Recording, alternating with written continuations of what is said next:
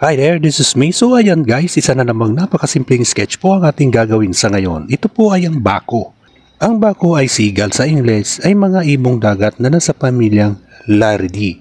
Higit na malapit sila sa mga tern at malayong kamag-anak ng mga hawk sa Ingles o mga ibong nangahapaw, mga skimmer sa Ingles.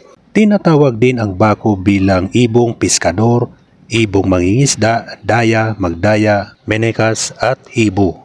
Karaniwang silang malaki at hindi gaanong kalakihang mga ibon. Kalimitang abuhin o puti, kadalasan may mga panandang itim sa ulo o mga pakpak. Tipikal na mayroon silang nananaghoy na huni. Mayroon silang mga mahabang pangangatawan, mahabang tuka at paang may anyong, palikpik o malasapot.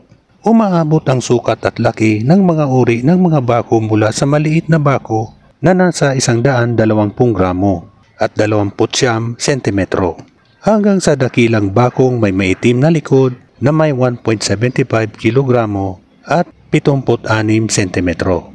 So ayan guys, patapos ng ating pag-i-sketch. Ako po'y nagpapasalamat sa inyo sa walang sawang panonood nyo sa aking mga simpleng sketches. So ayan guys, tapos na nga po. Maraming salamat. Bye bye.